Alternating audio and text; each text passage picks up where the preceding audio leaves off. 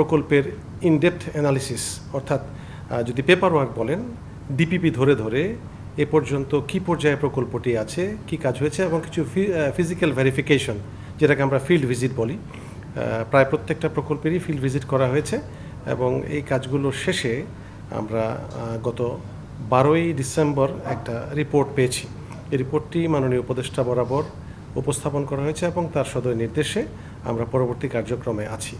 তো এই রিপোর্টের মধ্যে ফাইন্ডিংসগুলোর মধ্যে মূলত যেটা আছে যে অপ্রয়োজনীয় অঙ্গ সংযোজন, যেটাকে যদি আমরা এখন বাদ দিই, প্রায় 6,900 কোটি টাকার কাজ কমানো সম্ভব হবে।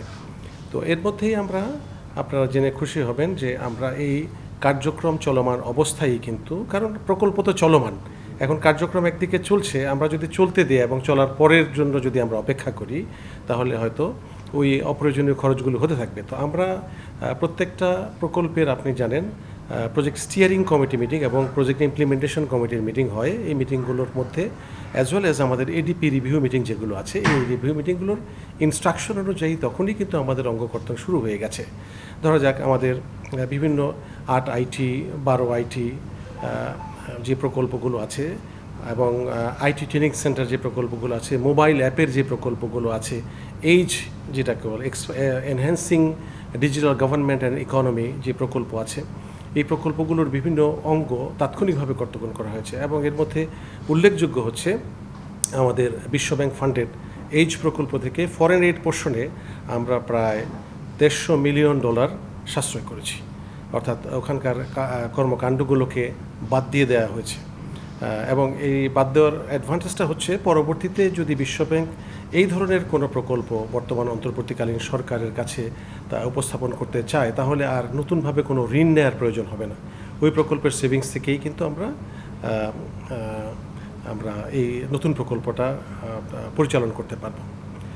সেকেন্ড ফাইন্ডিংস হচ্ছে, একটা তো হচ্ছে অপ্রয়োজনীয় অঙ্গ সংযোজন, যেগুলো আসলে একেবারে প্রয়োজনীয় ছিল না।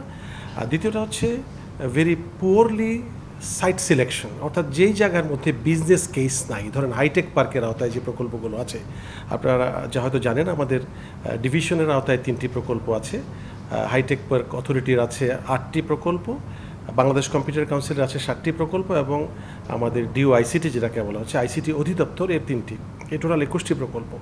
আপনি হাইটেক প্রকল্পের পার্ক আওতায় যে প্রকল্পগুলো আছে, এই প্রকল্পগুলোর প্রায় অনেকগুলোর মধ্যেই মানে পুয়ারলি সাইট সিলেকশন করা হয়েছিল, যে জায়গায় আসলে কোনো বিজনেস কেস নাই। আমি আপনাকে একটা উদাহরণ দিতে পারি। নাটোরের সিংড়ায় একটি নয়নাভিরাম একটা ভবন তৈরি করা হয়েছে এবং এর মধ্যে সফটওয়্যার তো পরের কথা, হার্ডওয়্যারগুলো সুন্দর, চমৎকার, একদম ইন্টারন্যাশনাল স্ট্যান্ডার্ড হার্ডওয়্যারগুলো সংযোজন করা হয়েছে। কিন্তু এই জায়গায় আসলে বিজনেস কেস নাই, মানে হচ্ছে যেটার ব্যবহার নাই। অর্থাৎ এগুলো আসলে ঠিকমতো ব্যবহার হবে কি না, এটা কবে হবে এটাও বলা যাচ্ছে না। আপনি যদি একটা জেলা শহরের কথাও ধরেন, যেমন আমরা নাটোরে দেখেছি, রাজশাহীতে দেখেছি, রাজশাহীতে পারফেক্ট, রাজশাহী যে হাইটেক পার্ক আছে, এই জায়গায় যে অ্যাক্টিভিটিসগুলো আছে, এগুলো পারফেক্টলি চলছে। একটা ছোট জেলা শহর নাটোরের যে আমাদের এইরকম প্রতিষ্ঠানগুলো তৈরি করা হয়েছে, এই প্রতিষ্ঠানগুলোতেও কিন্তু আমাদের বিজনেস কেস পেতে সমস্যা হচ্ছে। তখন আমরা দেখলাম যে নাটোরের সিংড়ার যেই সুরম্য অট্টালিকাটি আছে, এটাকে যদি আমরা কাজে লাগাতে চাই, তাহলে আইদার আমাদের এটাকে আউটসোর্স করে দিতে হবে কোনো প্রতিষ্ঠানকে, অথবা এমনভাবে এটাকে ভাড়া দিতে হবে যে ভাড়ার পরিমাণ হবে কম, অথবা একেবারে বিনা পয়সায় দিয়ে দিতে হবে। তো এই জিনিসগুলো আমরা এখন এক্সক্লুসিভলি এটা ফোকাস করে কাজ করছি এবং স্থানীয় প্রশাসনকে দায়িত্ব দেওয়া হয়েছে যে তারা যাতে এই বিষয়গুলোর উপর নজরদারি করে এবং যে কোনোভাবেই যাতে আমরা অন্ততপক্ষে যে খরচগুলো করা হয়েছে, এই খরচগুলো তোলার ব্যবস্থা করা হয়। নাম্বার 3 হচ্ছে, এখনও যে চলমান প্রকল্পগুলো আছে, যে অর্থাৎ যেগুলো কনস্ট্রাকশন চলছে, যেখানে বিজনেস কেস নেই, সে জায়গায় ধরা যাক 7 তলা ভবন তৈরির একটা পরিকল্পনা আছে as per development project proposal, ওই জায়গায় আমরা 5 তলার পরে আর এগুলো তৈরি করতে দিচ্ছি না।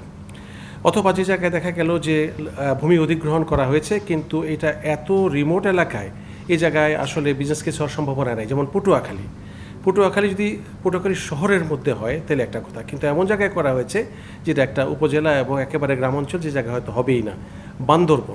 বান্দরবনে কোনো বিজনেস কেস নেই, এটা আমরা বান্দরবনটা টোটালি স্টপ করে দেওয়া হয়েছে এবং পটুয়াখালীরটা আমরা এক্সপ্লোর করছি যে ভিন্ন কোনো জায়গা যদি পাওয়া যায় শহরের কাছাকাছি তাহলে হয়তো আমরা এই কাজটি করবো, নাহলে ওইটা হয়তো স্টপ করে দেওয়া হবে।